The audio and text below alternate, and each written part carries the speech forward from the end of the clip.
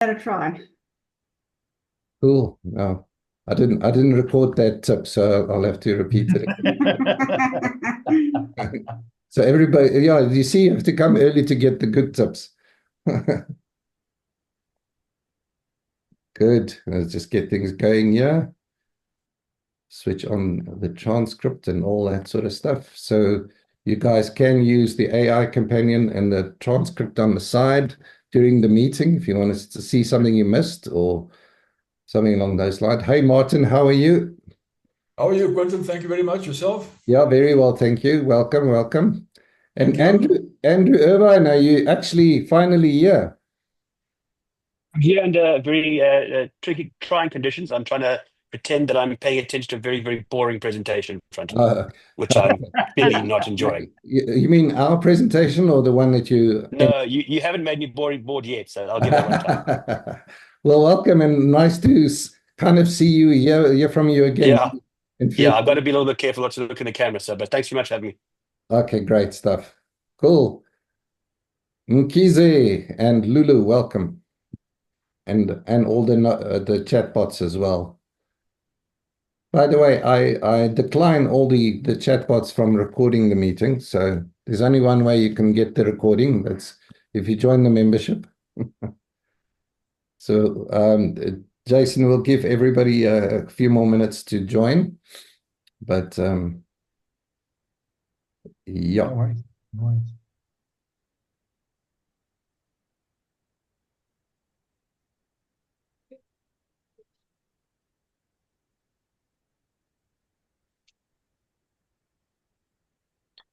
Lulu, are you there? Can you hear us? Hi, Quentin. Yes, I can hear you. Hi, Hi. everyone. Yes, welcome. I'm glad you could switch on your camera because I kind of like it to see that people are there and it's not just the chatbots that are listening to us. Hi, Sophia. Hi, Quentin. Sorry, I'm just on a call. I'll be with you guys in a minute. All right, we'll wait for you. We'll wait till you finish Thanks. with your call. Good. Sorry, Gary, were you saying something? I see you're on mute. You should have been a comedian. I know. This is actually a comedy show. I don't know if you guys have noticed. Yeah. Yeah. And I've got a bit of a hoarse throat, so excuse me for that. And maybe you guys should just all put your masks on. It's maybe safer that way. You won't get what I want. You see, Gary, I just can't stop once I'm on a Just roll. doesn't stop, man. Yeah. Harry, you're edging him on. That's Yeah, all you, you're doing. you Yeah. totally are. All right. Well, I think we should sort of just get going.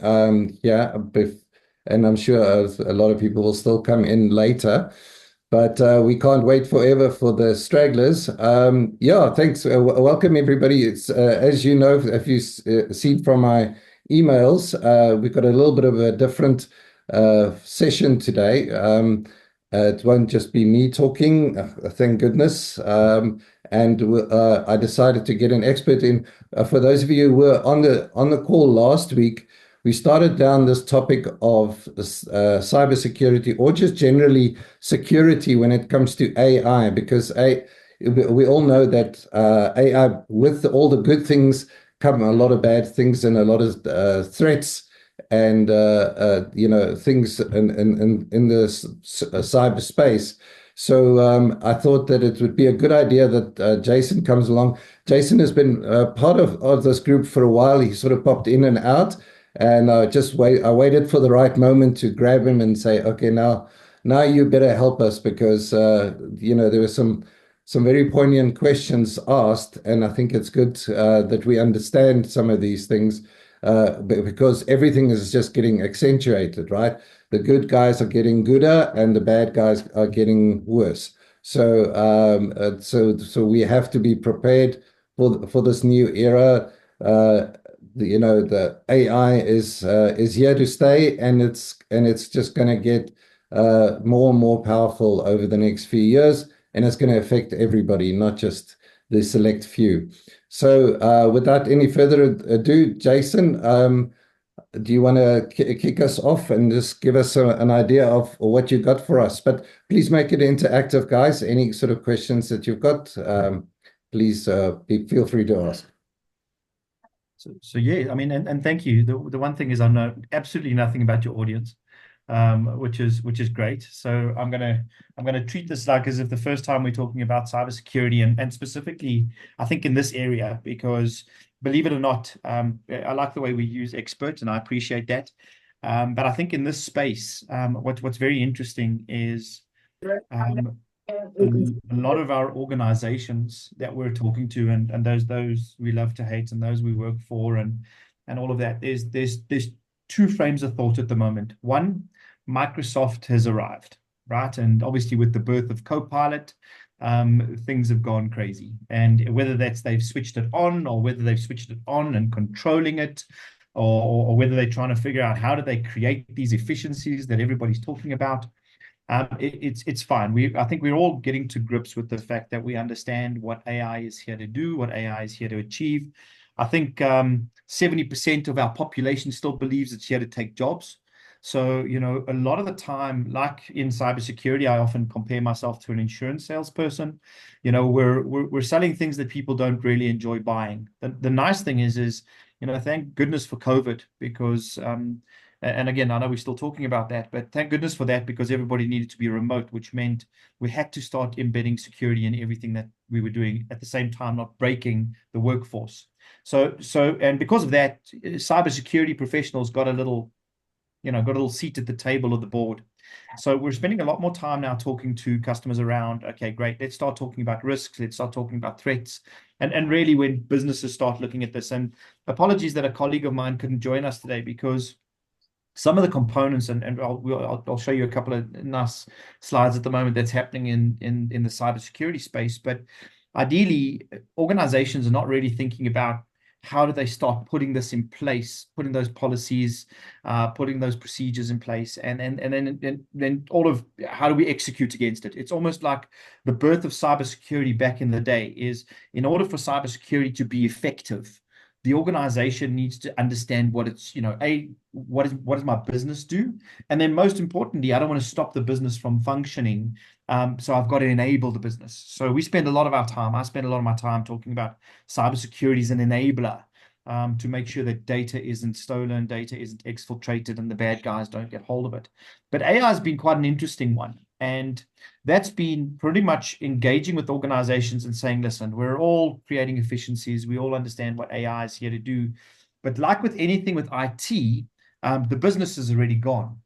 And typically the cybersecurity guys, the data information, the protection guys, the data governance people, a lot of them haven't been able to get to the table because the business is already gone. And that generally happens, right? Because we're scared of, lagging behind our competitors. We see the organizations that are spinning up in 20 seconds because there's an app for everything and AI is enabling most of it. And I think most of the people on the call here understand what it's there to achieve. But IT is an afterthought and cyber is an afterthought. And that is very much where we are with AI and how you go about securing it. Where we aren't is about 8 years ago, we started understanding that, trying to put eyes on screens and look at ones and zeros is not a way for us to compete with the hackers. It doesn't matter how many analysts I put behind a screen, they will never keep up with the speed that is currently happening from the hacking community, because the hacking community, believe it or not, have been using AI for some time now. And ultimately, some crazy folks out there in the cybersecurity world, usually our chief information security officers, believe that the more people I throw at screens, the better I'm going to be. But I think the reality is like you folk here who understand the purpose of AI, delivering scale, delivering speed, and a quality product. Ultimately, that's exactly what we should be achieving with cybersecurity. But if I tell you 8 years ago, we were talking about how do we help organizations reduce false positives? How do we, look for the anomalies? Because that's what we do in cybersecurity. We just look for the anomaly. There's a heartbeat, there's regular behavior, the organization behaves in a specific way. Again, we're always looking for disgruntled employees, we're always looking for somebody trying to manipulate processes. The challenge is people didn't believe that AI could help. So it was interesting to see the way that effectively the market has moved. But let me see. Oh, okay, great. You've given me some ability to share. Let's quickly see if I can get that presentation up for you. I'm not technical at all, so let's see if we can get it done. And that's, you see now, and again, Quentin, that's why I sent you my my presentation, right? Give me Well, 1 that's second. okay. I do drive a Mac as well. Oh, Let's see. okay. That should be fine though. Yeah. Now I'm being asked to open up system preferences. Oh, really? Yeah. Listen, I'm a Mac user, so please don't blame me. I'm not a Windows user. I'm only limited by the application you give me. So maybe a good idea, if you wouldn't mind, you can spin it up as quick as possible, and then I'll just walk through the process. Okay, I'll get that open for you. No worries. So one of the colleagues that I wanted to join me effectively is a seasoned expert. She's got more certifications than I think the length of my arm. She is a practitioner in the arts of governance and risk. Again, Colette it makes me look far better than I could even try at 90% of the conversation, because everything is aligned with the organization's objectives, the organization's goals. And then most importantly, what she's recently done is actually built a framework for the banking and financial sector in line with the European guidelines, which have just been released around how do we use AI and how do we govern AI and how do we bring in all those concerns around ethics and things like that. I think where cyber is pretty fortunate is we have a very clear, the hackers have a very clear modus operandi. There are only certain ways to break into organizations. And obviously with things like the infrastructure that we run on and machines and the internet and hybrid environments being both cloud and on-premise environments, there's only certain ways to break into an organization. And when it comes to AI and how AI is enabling that, it's just allowing them to do it faster and quicker, right? But I think the thing for me that was most concerning, listen, the fact that you're not winning, Quentin, is also a concern. Okay, there we go. But it's not only the Mac user. We're there. So yeah. So again, I've just brought in a couple of slides just to help visualize, what we're seeing out there, and I think it's a concerning picture, but it's also a picture that we're used to seeing. Cybersecurity professionals, unfortunately, by our very trade, we sell life insurance, so we sell death. The end of every organization is a ransomware attack or an organization closing down, or the ability for an organization to build some type of immune system or resilience against the attacker. And believe it or not, if you want to move to the next slide, Quint, I'll show you quickly. So when talking to our experts in organizations, they all get the reason that AI is here. Just like you folk is, we understand how it's going to create the efficiencies. We understand, but there are two very clear sets of AI, and this is where organizations need to sort of understand the framework and understand the path they're going to go to. There is closed, and that is when an organization is in control and it's within the parameters of all of their security controls. And most importantly, it doesn't need to access any external source. It can be built on-prem, everything from our devs all the way through to how an organization consumes that at a user perspective. And you can apply all of the relevant roles and responsibilities. And then there's the world that a lot of folk like, right? And it's like the open source versus closed source conversation. It's the open AI community where we start using community-driven algorithms, and we start leveraging obviously all the relevant clever folks around the world, all contributing to a capability, and that's where it really starts to get a bit messy. And again, same thing. Our cybersecurity professionals, our data officers, our privacy officers, they're all as confused as hell because when COVID hit, our data moved off site. Now that we're bringing in this AI conversation, we're talking about closed models, which they don't fully understand, and open models, which they're still getting their heads around. So ultimately, they need to figure out as a business, not as a collective, because the business is already gone. Because you and I can download an app tomorrow, and that could potentially expose a number of things like we've seen happen already, where Samsung's code and IP was leaked onto the internet, and data gets shared, and they didn't put the guardrails in place. So what our organizations really need to start considering, if you want to move to the next slide, Quint, if you think about, they've got to start putting these guardrails in place. But there was a bit of a census done pretty recently by one of the large cybersecurity players. In cybersecurity, we have these platform providers that effectively want to be everything to everybody. So if you buy all of me, you'll be secure. It's not new, but this is what's happening because there's a lot of acquisitions happening. And the challenge that we have is, believe it or not, a lot of our security providers and guys that are looking after the bad guys and seeing what they're doing, they're all saying, well, we've been using AI for a long time. And we're going, but hold on, if we're looking for the known bad, why have we always been relying on signatures and we wait for the human to do something in order for us to be secure? Because no disrespect and intention to our humans, we can't keep up with what's actually going on in the digital world. We cannot scale, if you think about that. But the concerning thing for me is when our CISOs, the people that we have inside of these largest organizations that you and I bank with, that we put our money with, that we, consume on a daily basis, that develop for us, is, these folks are figuring it out. There's no real idea. So they have to go to, and we'll talk about this now, those that create standards and frameworks, and we now have to start figuring out how do we create the guardrails, because we didn't do that before AI happened. Chat landed and everybody went, oh, what the hell happened? So very interestingly enough, I mean, if you have a look here, most of the community, and again, I think there were about 400 to 500 odd enterprises that were effectively surveyed here, somewhat are concerned. Well, if you're somewhat concerned, you clearly don't know what AI is doing in your environment, because it is transacting in the most sensitive data that you have to allow the organization to create those efficiencies, be far more able to utilize the analytics. Because again, same thing we see in many, many organizations, whether you got SAP, you've got Oracle, you've got IBM, you've got all of these plethora of huge platforms. What we're seeing is a lot of the organizations not using that data effectively. And that's where we're seeing, obviously, AI really coming to the forefront. And as you know, now we've got the security guys that are going, oh, I'm somewhat concerned. And you're going, you've got people coding, you've got people creating algorithms, which are outside your normal development phase. You've got third parties accessing your systems, which you're not managing and controlling, because again, if any of them tell you they are, they're not. You've got third-party development happening, managing your environments, and you're somewhat worried. I'll tell you now, most organizations that we're talking to have not thought about how are they going to protect that.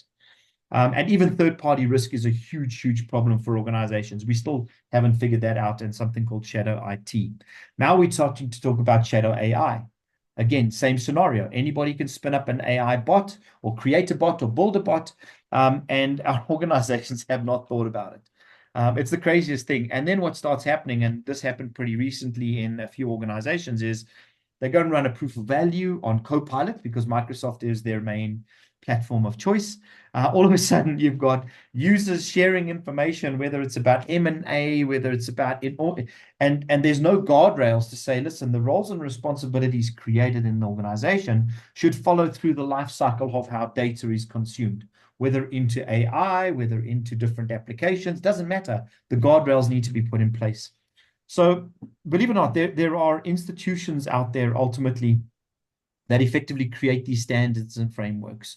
And we'll talk about one now, which is OWASP, and those around the large language models. And really, when we start looking at cybersecurity, it's about the custodians of information in the organization and where information lives. One of the, and again, I'm not sharing any IP here, but one of the most concerning things that what happens when I sit down with anybody in an organization, the first thing we ask is, there is a foundation that needs to be built in cybersecurity, and one of them is visibility. You need to know everything that is connecting to your network. You need to know everything about whether it's been classified or it hasn't been classified. You need to know who's in your organization, what are they doing there, and potentially how are they transacting with your information, whether they be employees, whether they be third parties, or whether they be effectively executives. And the biggest concern and the biggest vulnerabilities we're seeing is around information disclosure. And then also there's the other challenge is because of all this development that's happening and everybody's creating algorithms and it's automated versus manual, is a lot of vulnerabilities are now being introduced into our environment. The number one risk inside of all of our organizations is the ability for the IT department to stay ahead of vulnerabilities. Unfortunately, all of these applications we're using, and again, whether they be SAP, whether they be IBM or Oracle or Microsoft, or they all create vulnerabilities, and our divisions, departments that are tasked to manage this cannot keep up because in organizations, again, don't get me wrong, we're going to talk about AI now and how that's helping. Our CISOs and our CIOs are oblivious to the fact of we actually can't keep up. In a couple of our banks, they've got 10 to 15,000 vulnerabilities, whether they be high severity or low severity. And severity is really just about how easy it is to hack the organization. So they're dealing with the foundations, and now we're introducing this algorithm building and this fancy schmancy component that's now going to solve efficiencies and do all the things, but they've got no control again. And remember, there's two things that happen. IT or cybersecurity professionals are generally known as the no guys. Can I do this? No, you can't. Well, instead, obviously, where we're spending our time is, yes, you can, but let's build the controls that enable safe usage. But that culture doesn't exist everywhere. What we're starting to see is how organizations and how they're starting to mitigate risks. So you can see a lot of people, so our legal folks have got involved because ethics is a big thing, which is fine. So we're starting to see everybody creating policies and standards. But if I go into any organization today and say, hey, as an employee, when last did you read the policies and standards and the rules and regulations of how you're allowed to use my systems and applications? If you're a bank, we've got employees that have been there for 30 years and they have not read the policies from the time they were employed, right? So crazy. They read them in 1960 and that was fine. So these are the kind of challenges that cybersecurity professionals face when trying to enable the capabilities for all of the fancy things that we know that AI can deliver. So it's a hell of a challenge, but trust me, when working with most South African organizations today, regardless of who they are, the policy players and the legal expertise are the guys that are now getting involved. And generally when legal gets involved, that becomes a little messy, right? But it's everything's an opinion. I happen to be part of a group where we talk about AI quite regularly, and case law is always quoted. And now that this ethical conversation with this open AI model is starting to happen, I've effectively said, listen, take me out of that conversation because I rather want to talk about what I know how to do, and that's the closed models. And we'll talk about that now. Do you want to move on to the next slide, Clint? So there are some critical risks, right? And these risks are the things that people don't think about when creating efficiencies. And this is really all about, how quickly these models are built and, when they built and how they built. Like with anything in most organizations, we're thinking about profitability. We're thinking about how the organization can beat the competition. We're thinking about, how best can our organization take something to market quickly. And believe it or not, we have all kinds of acronyms in cybersecurity. We even have something called secure by design. We'll talk about something called zero trust. We also like our acronyms like you don't understand, but secure by design is a concept that was designed many years ago. We're bringing it out in 2024 and we think we're quite innovative. We're so far from innovation when it comes to cyber. But really what's happening now, and obviously what AI is really enabling, is the ability for you to build obviously all of these capabilities and effectively integrate with systems. Integration is a big one for AI, and we're seeing how we're using AI in cyber is the more information I can get, the better I can help my large language model and natural language model perform better, look for the anomaly better. But what's happening is right now, a lot of that open conversation is introducing new vulnerabilities to the organization. And this is where the primarily challenge comes in. I'm not going to go through each of these. And, again, I know you'll have access to the presentation and the recording. But really what's happening at the end of the day is it's allowing the hacker to take advantage of ill-prepared code or ultimately algorithms that are not built with secure by design in mind, right? So we know the business is gone. You know, we know that the business is already out there, and you know, on our phones, we've already got apps. We know that. But if you start looking, you know, it's just below the surface, everything is operated through an API network. And even when we start to unbundle how this is all working and how great and how the efficiencies, what's happening at the same time is our friends on the dark side are doing exactly the same thing. They're understanding exactly how organizations are transitioning. They're scraping the dark web, they're scraping the internet, and they're understanding how we're starting to use AI. And what they're then doing is they're taking all of these models that you've seen on the screen, and they're starting to say, okay, great. Well, with my AI, and by the way, there are something like 82 known applications on the dark web.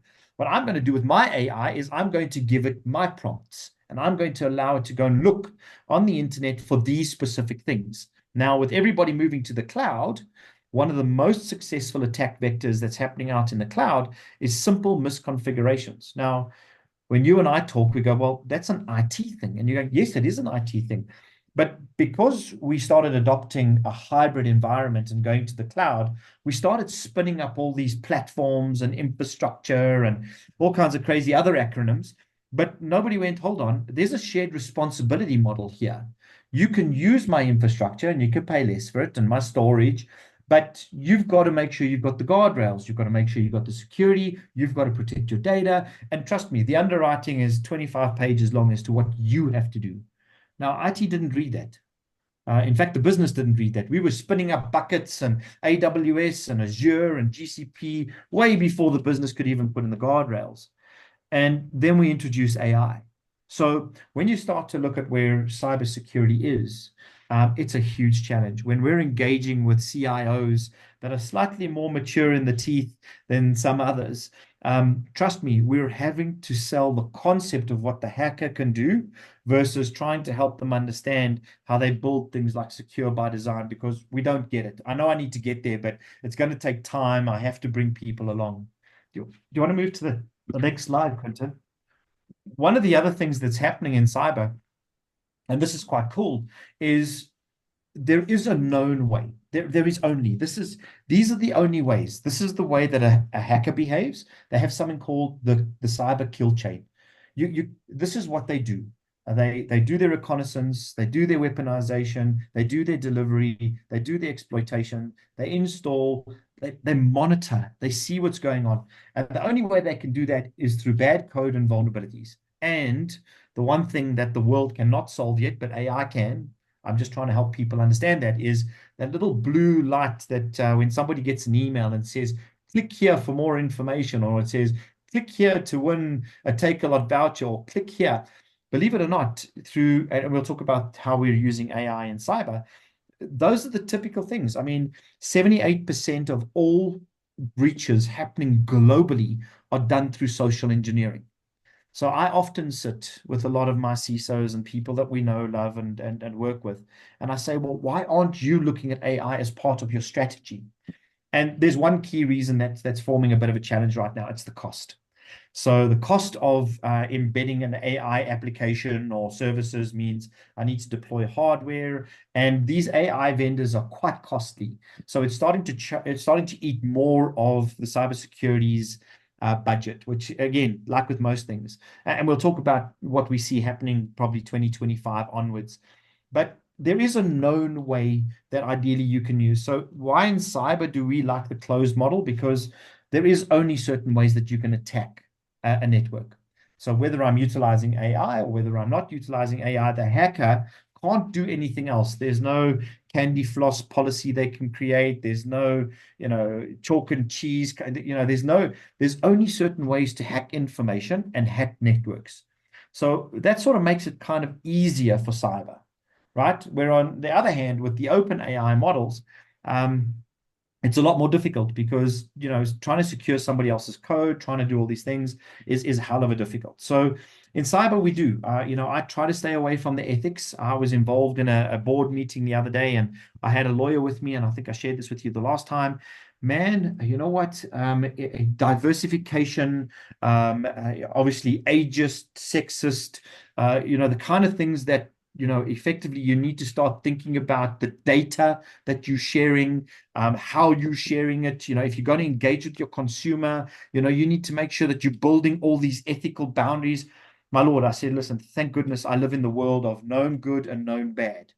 Because then what we can do is we can teach the AI what it needs to look for and the behavior it needs to look for. And believe it or not, many of our organizations today haven't done that. We've spent 8 years trying to work with customers to help them understand if they moved from the traditional way of doing cyber into embedding AI technologies into their capabilities, which, by the way, most of these vendors say they've been doing all the time, but now all of a sudden it's the most, I don't know, it's the funniest thing ever. But what we've seen is, like with anything, we're seeing a huge uptake now. Sorry, let me just close that down. We're seeing a huge uptake now of people looking at AI and ultimately what it has the ability to contribute, right? So, which is good, because what we're starting to see is we're starting to basically focus on the right things. And those right things are, we're looking for anomalies. We're looking for bad user behavior. We're looking for compromised systems, because remember, it's vulnerabilities or it's the user enabling a capability from a hacker. So now with AI, based on the way that data works and based on something called the MITRE ATT&CK framework, which is what you see there on the left-hand side through those methodologies, it's a great place to be, because we can start reducing costs for organizations. We can start looking at consolidating technologies, because unfortunately in cybersecurity, we have, just alone, there was an event that happens every year in February in San Francisco, and there were around about 14,500 vendors that claim to be doing cybersecurity better than each other. Now, as a consumer of technologies and keeping the organization safe, our CISOs are confused, our architects are confused, nobody's prepared to make a decision. We're all trying to come along and sing kumbaya and then do the best thing for the organization, and clear, concise decisions are not being made. So we see that obviously affecting organizations quite badly. Quint, do you want to move on to the next slide? And I know there's a couple of questions that may or may not come from this. So there are a couple of assumptions that we typically see happening is, most folk don't really understand what AI is here to achieve. So we spend a lot of our time helping them understand that it is not here to take jobs. It's here to make life easier. We have a presentation, we have an event every year around about May timeframe called the IT Web Security Summit. And there was a gentleman that's providing some consulting to Santander. And he said it's quite simple. He says, how we see the future moving forward, specifically with AI technology, is not teaching our people, how to look at ones and zeros, but teaching our people to ask the right question through an AI-enabled capability. Because again, there's a great meme that is shown in cybersecurity quite regularly, or information security, is it takes a hacker probably 25 minutes to build a successful piece of code utilizing AI, changing algorithms, something that we call polymorphic, which I haven't used since the 90s, which has the ability to morph into different things because people move in different ways. And ultimately, they have the ability in 25 minutes to build a successful piece of code, send it out to the universe called the internet that we know, and effectively create success and then infiltrate organizations. Yet it takes a cybersecurity professional between 7 and 20 years to reach the maturity to be able to advise an organization on how they should protect themselves. Wow. Now, again, if you think about those two models, that's not going to win the battle. It doesn't matter how we think about it. So I spend a lot of my time talking to customers about technology, talking to them about how AI can help, and then also simply helping them understand closed models versus AI versus open models. Open models, that goes to legal. Closed models, we sit down and we look for the nonsense that happens inside of the organization, because there are known bad and there are known good. That's all we have in cyber. There's nothing else, there's nothing less, right? I don't need to worry about the color of the person, no disrespect intended, the color of the person that is typing the code, which is going to create a vulnerability. That's not what we need to know in cyber. We need to know, is there a vulnerability? How do we protect ourselves? And how do we build resilience? The other key thing that we're seeing is one of the things that needs to happen from an AI perspective is it needs the data, right? So what's happened in our cybersecurity world is that organizations or vendors per se have built these closed capabilities. So like I said to you, there were 14,000 vendors out there, and I think there's probably 2,500 that are all preaching AI. And one of the things they say is, but if you buy my AI, it's better than their AI. And that's what we do in cyber, right? And mine's bigger than yours. It's playground stuff, which is not the way we should be moving. So what we're seeing happening now is that organizations, those that are thought leaders, are building what we call an open architecture. Just like with what you guys do, is the more data I feed my AI and the capabilities I feed my AI mapped against the MITRE ATT&CK framework and all the things I know, the standards and the frameworks, I have the ability to look for that anomaly better. Whereas in some of the larger entities that are saying, if you buy all of me and my AI is configured better than your AI, then you'll be better off. And unfortunately, that doesn't wash. Because ultimately, at the end of the day, we want more data, we want better volumes, and we want the information that exists in the network so that we can make better decisions. The AI can learn better. It can take that natural language and start to empower our cybersecurity professionals. And then ultimately, actually build the preventative capabilities, which we know we can do. So, I mean, it's an interesting space to go, right? For us, it's about visibility and control. Those are the key things. What cyber has to understand, an information security specialist, is it's not entirely about control. You've got to allow the organization to innovate through these platforms. And again, what we've seen happening now, and we'll talk a little bit about that, is the technology is involved in such a way that ultimately you can build guardrails, but you build guardrails around your data. And that's where the closed models really come into space, is you can still enable an open capability, but what you build is a closed capability around your data, around your information, around your IP. And most importantly, the other thing is it needs to be on-prem. It needs to be able to communicate with the cloud, so you get the benefit of what do we call it, crowdsourcing. And then most importantly, it has the ability, obviously, to analyze that data as quick as possible. So that's what we see happening quite a bit. Again, I'm not going to get into the ethics. I think that's where those open models really, really start to pose questions. And that's where my friend Colette, she'll come and join us, and I'll definitely bring her in, and we can chat about that in a minute. But that's where the organization needs to build its own guardrails and understand that if it doesn't behave specifically in the open models around doing all of those things around inclusive, especially when you start opening your AI to your user community, there is a huge area around reputation. There's a huge area around ultimately discrimination. Again, I know we're not a suing culture, but I think open AI models might, again, knowing how sensitive we are about those kind of things and ethics, it may encourage a suing culture. So again, our organizations need to start considering the ethics, the legal ramifications, and then also have a very, very clear understanding around open and closed, right? But do you want to move on to the next slide? I'm not too sure if there's any questions. I've got 2 more slides, unless you want to leave it till we finished. Yeah, I think finish up and then we'll Okay, talk cool. to everybody. So let's give you an idea. So over the last 8 years, everybody tells us, all of the people that we subscribe to, being our vendors, the guys that are thinking about it and bleeding edge, ahead of what the hackers are doing and monitoring deep webs, they're telling us they've been doing AI probably for the last 15 years. And I'm going, well, if they were doing AI 15 years ago, why have we been having the problems that we have been having? And the funny thing is enough, and again, I won't challenge the corporation, but the reality is the reason why I don't think AI out of their models has come forward is because it's money. The reality is again, like with anything, what we've seen, and again, war is good for business and good for countries. Cybercrime is great for the community that's supposedly there to protect us. So, unfortunately, what's happened now is, like with anything, I'm not sure if you're aware, but most technology that is developed today in the cybersecurity world, around about between 85 and 87% of it is developed and designed in Israel.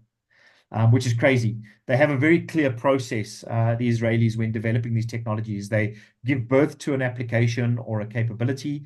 They then create a mailbox or a post box in San Francisco, and now all of a sudden they become effectively US centric, and then they do all their development in Israel. So very easy to see. But what we're seeing now is a huge amount of innovation. So let me give you just 3 quick views.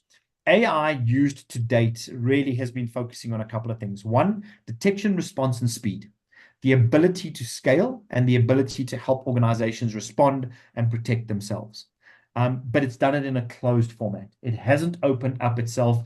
And what's happened is, will lead to the challenges we talk about, where people start questioning the quality of the data, whether or not there are false positives, and we'll talk about that in a minute, whether or not there's any bias from that organization, which I don't understand why, but they're starting to ask that question, like in the open models.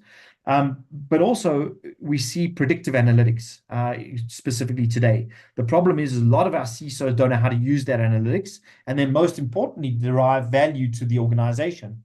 In fact, most organizations that have invested in AI technologies over the last 54 months, unfortunately, have all now been beaten up by the board and been told they need to cut their budgets by at least 30%. And because the AI has worked so well that they haven't had attacks, or they haven't seen phishing scams, or their vulnerabilities have been protected, or they've enabled capabilities which they didn't have before. So, well, we're not being attacked now, so I need you to cut your budget. So we're starting to see organizations actually starting to get rid of their AI technologies and look at alternatives, and we'll talk about that in a second. Automated incident response. I mean, this is data at its best. Start understanding the heartbeat of the organization, look for the anomaly, and then react to the anomaly. Don't react to everything, and that's what we see typically happening. Phishing detection and response. Obviously, AI, and you guys will know that today, our hackers are building phenomenal capabilities there. And the reality is it has become so good that even to the trained eye, many people are making mistakes. The OEMs, being the leaders in the market that are creating the market, they've created closed models, and the telemetry is closed. And everybody is now saying, oh yeah, but we use AI and we use LLMs. We have been for the last 15 years. And they go, well, how did I get hacked when I had you in my organization? Yet the AI today is truly defending my organization. So we've got a lot of skeptics. And in fact, on Tuesday, I met with an insurance organization. I was battling against actuaries, because actuaries' Excel spreadsheet was better than my AI's data, which was interestingly enough, right? Again, we can automate 90% of what an actuary does through the AI modeling and what we do. But the actuary was going, no, that 1 isn't a 1, it was a 3. And I'm going, well, then there's something wrong with your data. Now we start talking about data quality, and I really don't want to get into that. We're looking for known bad and known good. So there's a couple of key things, and there are a lot of skeptics out there, and trust me, because there is a thought process around losing jobs. It's just that mindset that we have to change. So moving into the future, what we see happening is very simple, is there has to be an open architecture. So we're seeing organizations coming through, easier to consume, open architecture capabilities, leveraging different data sources, now allowing the AI to actually make the right decision at the right time, or presenting it in a format that actually gets rid of false positives, and it is an anomaly, either deal with it or delete it type of conversation. 7 years ago, it was very expensive. Even customers today are still struggling a bit, but we're seeing greater cost efficiencies now because technologies are obviously moving and developments happening much quicker. The zero trust architecture is a big one. Again, like with the algorithms, like with you guys, if it's a known bad, just stop it. If we know it's a known bad, it's not regular behavior, it's a known bad, stop it. I would rather stop it in the cyber world, which may cause somebody in the business to stand up and go, why are you stopping that? And deal with that, as opposed to an organization being taken down and not being able to transact for a number of weeks or months. Adversarial AI defense capabilities are really strengthening. So these AI models that they're building together with those standards and frameworks and how they're leveraging each other, it's phenomenal to see how we're building that. But again, the only thing we're struggling with as cybersecurity professionals is convincing the uncle in the business or the auntie in the business that ultimately things have changed and I don't need more eyes on screens. What I need more clever bots understanding my data. And then obviously a lot of happening in the encryption and privacy space, because that's a big one. And then also, one of the key things I will tell you in the last 7 years that I've been preaching AI in cybersecurity technologies and capabilities is I've seen security professionals' lives being changed. Instead of working 15, 18-hour days, they're working, 8-hour days, getting rest. They've got better lives, better capabilities. And the nice thing is, and this is what AI was designed to do, is help them understand and do it quicker, better, faster, and make decisions, obviously, within the realm. I think there's one more slide. No, okay, sorry. Again, sorry, risk is important. And again, this was a slide for my friend Colette. Risk is important. So when looking at these frameworks, building a risk model in organizations that consist of understanding the privacy that the organizations involving key stakeholders, applications, how they developed, who they developed by, model ops, obviously what those models are they're going to consume, and you guys understand that as well. And then also monitoring, because again, if they are third-party open source, you've got to have the ability. And these 6 models, again, slowly but surely, we're starting to see, when we started this conversation, when ChatGPT came out, people weren't going, well, what should we be thinking about? And, the experts have really got together, those that really understand how data works and traverses across networks have got together and gone, okay, we understand what this is going to introduce. Let's start figuring out how we put those guardrails in place, but still enable the organization. So again, a lot of development in that space, and especially for those that are listed and those that are governed, regulation is on its way. There's going to be no choice for organizations, like with POPIA and how information is handled. You can't just say, well, I've got a third-party AI capability in my business. Well, I don't know what it does. That's not going to be good enough. You've got to build those guardrails, and we see that coming soon. I think last slide is next, Quentin. Yeah. Insanity, doing the same thing over and over again, expecting a different result. I promise you, I put this in every presentation that I talk to our security community about, because the way that, believe it or not, those frameworks and those standards we talk about are 15, 20 years old. They're not new, because there are only certain ways that organizations can be effectively infiltrated or exposed. But we still continue to do the things we've always done. And I think where I believe in AI, and I see it working every day, is that the minute that you can create that capability, like you guys see, I promise you, we will change the way that we defend organizations. And most importantly, give people time back, give them assurance back, help them measure their risks better. And yeah, we're challenging the modus operandi out there, but people aren't buying the modus operandi. They're buying what everybody else is buying. So again, we see this, and this is how, believe it or not, countries work out there, is if one government buys it, then all the other governments will buy it, right? All the agencies. If one bank buys it, then all the other banks will buy it, because if John, he put his neck out there and Peter knows John, then they're all going to make the same thing. So, believe it or not, we're all still following each other. So that happens a lot in our industry. So again, hopefully that was a little bit of insight as to what we deal with every day, and I think what the opportunity is, right? Great. Thank you so much, Jason. I appreciate that. Are there any questions or comments from you guys? Gary? Run away, run away. Jason, actually, I remember you from Cyber One. Well done with what you've achieved. We did some research for you for the famous digital media a while back. That's correct. Yes. That is We've correct. seen you buy companies and grow and just keep going. So well done with that. No, those are the other people, man. I'm just an employee. I'm happy. I see you lead the organization very well. Jason, I just wanted to ask you, we're in media, so we use a lot of platforms. We deal with lots of paid platforms that we use to help us publish and do ads and stuff. So we use two-factor authentication with authenticator apps from Microsoft and Google Authenticator apps. I want to know how good that is. But one thing I can just say is that Facebook's got the weakest security out of everybody, because we've been hacked. The advertising manager panels have been hacked all the time, and Facebook can't help you. So Facebook is pathetic. The cybersecurity is pathetic. They don't help you. And I don't know what's going on. They seem to hack through the browser. I don't know what they do, but once they get your email address. So my question is, I see you nodding your head with Facebook. It looks like you've been there. Are the authenticator apps, the Google Authenticator app and the Microsoft Authenticator app with multi-factor authentication, is that as strong as we think it is? So there's a fundamental thing you've got to think about, and again, as South Africans, and we preach this quite regularly, right? Is in order to stop the bad guy, we've got to put as many building blocks in place that stops them. So, multi-factor authentication is one step. What we're seeing, and there's a lot of development around this passwordless conversation trying to happen. I think the biggest challenge is the more authentication you have, the better it is. When you're using things like Facebook, you're using WhatsApp, you're using LinkedIn, you're using goodness gracious, everything from Instagram. The problem is we have very little jurisdictional legal capabilities. You've got to go and fight your battle in the States, and that's a really, really bad place. But what we can see, and I think this is happening globally, is there's a lot of pressure on Microsoft. There's a lot of pressure on Oracle, a lot of pressure on IBM and on Facebook and X, and all of these guys, where governments are now sitting up and paying attention and going, hold on, you guys aren't behaving properly. We are a little bit slower to the pace, but you're doing the right thing. I mean, putting the steps in place. It's the same thing like our house security. That 24/7 armed response. There are some really, really cool applications coming out now which are enabling smaller businesses to do the same things as enterprise can.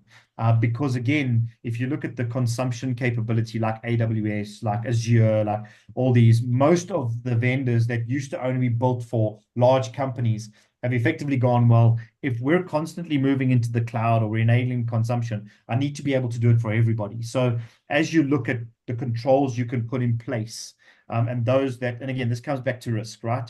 Where your risk is. Again, try and put as many of those authenticator capabilities without breaking or causing confusion in your organization. But you're doing the right thing. It's unfortunately those applications we talk about and LinkedIn, our data is out there. There's a beautiful little app created by an Australian guy called Have I Been? It's called Have I Been Owned, but it's spelled Have I Been Pawned. I'll share it with Quinton. Where you can go and check and see whether or not staff emails been compromised, where's it been compromised. We see Canva. I heard Canva being used. Canva's been hacked a million times. Facebook's been hacked a million times. So you've got to assume, I mean, what we teach a lot of people is you've got to assume you've been breached, or you've got to assume that somebody's going to breach you. But also understand this. Most of the successful breaches are automated. They're not looking for you and me. But if you just haven't done the basics, you will become a victim. So again, it's just practicing a level of due diligence that you're practicing at the moment. You've made it difficult. They're going to try once automatically. If for some reason you're high privileged and high powered and you're creating quite a name in the market and they're starting wanting to build reconnaissance, sure. Then you've got a bit of a battle on your hands. But general population it's an automated attack. They're trying vulnerabilities. They're trying simple things. You don't have the basics in place, and hence you've been compromised. So again, there are a couple of successful, but social engineering is the big one, right? So smishing, voicemail phishing, WhatsApping, stock fells on WhatsApp, and also the older folks. Big challenge. They're targeting the older folks. They're looking at their retirement funds. Our banks are moving to appified everything. They're exposing the weakest of the weak. And who's going to teach them about authentication? It's a huge challenge. Huge. No, thanks, Jason. Thank you. No worries. Larry, Yes, good afternoon. Thank you very much for the wonderful presentation. You mentioned two things that I want to ask about, and I would love to see how we can pursue that. You mentioned shadow AI and shadow IT. Yes. These two areas are very, very clinical because if you are being watched by someone whom you don't know, but they're basically watching your movement, watching all your interactions, even the supermarket, they ask you, we're giving you some kind of points for everything you buy. We're giving you vouchers, and then you put in your details, your home address and everything else. And they can tell everything about you. So they basically know if you have a new baby in your house, they know that you probably will need Pampers. So that is shadowing. And then, but it's a very, very interesting part for those who are sales, who want to get your data, who want to follow you, want to sell to you. So even as you log into the website, they kind of monitor your any site you go to, and they can sell to you based on that. Sometimes, when does it become illegal to do that? Because we are saying, yeah, confidentiality is a serious issue.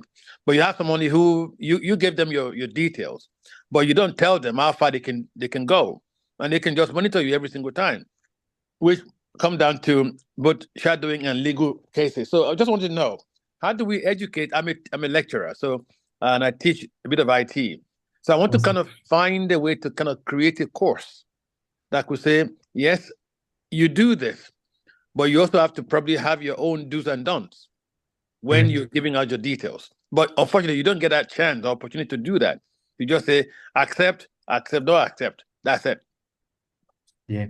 So look, I mean, we do a lot of we work with a lot of organizations around creating awareness.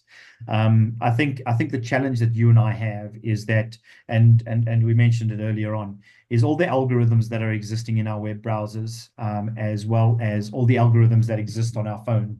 I mean, I love sitting with people and they're going, I was having a conversation about swimming pools and fixing my swimming pool the other day, and you wouldn't believe it. On Facebook, the next thing you knew, man, I had 7 guys all be able to contact me and telling me about, geez, like, have I got a pool problem? So again, I think we're seeing here in South Africa, there's a very interesting case that's currently being logged where effectively they're looking to take TikTok, obviously to court. And that's primarily around, again, asking for permission. Now, again, it's going to be interesting to see it, because when everybody signs up for these applications, right, the biggest challenge is you're signing away your life, and everybody goes, oh, these apps are for free. We all know anything for free, you're giving away your privacy. And that education is what we need to spend our time doing. And we work with a couple of those awareness providers who ultimately have created education programs and platforms and things like that. So ultimately it makes it easier for you as an educator or me as a service provider to be able to educate at scale. But I mean, those things are happening. So I'll happily, work with you and give you some of those OEMs who are offering free capabilities at the moment. I would love that. I would love that. I would love that. I would also like to work with you, because I'm working with Quentin, and because this is very critical. I want to bring in the banking system. You've mentioned something there, the 50 plus. This is a target for hackers. 50 plus education on AI. So I think we need to look at that. As you mentioned, retirement age. What could really kill you so quickly is when your retirement, all you work for is gone. They think of an eye. And unfortunately, in developing countries, you have no insurance. If you lose it, you lose it. That's it. Yeah, we've seen, look, I mean, what I do think will happen, and if you look at the regulation that's now going to be passed in Europe, where effectively the banks are now going to start being held account to ultimately organize people's money being stolen without the right authorization, without the right verification, without the right fraud systems in place.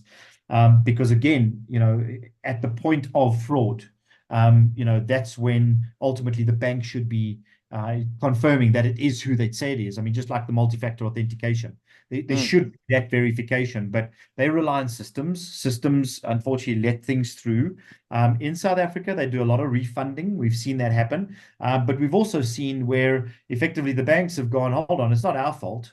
We're not going to do it. Take us to court. Let's go and fight this. So you're right. And I think what's happening now is we're starting to see government agencies and governments starting to say enough is enough. If you're making your platform available to me, whether on app or whether on mobile, and you're now forcing me to use your technology, well, you as hell got to build the right things in place that stop effectively my information or my money being stolen. So that regulation is imminent. So, again, I think once it happens in Europe, and the States will be an interesting one because they've got a real sue culture. But I think once it happens in Europe, it'll definitely peter down into Africa. But that'll be a good one to watch. That'll be a good one to watch. Thank you very much. Thank you.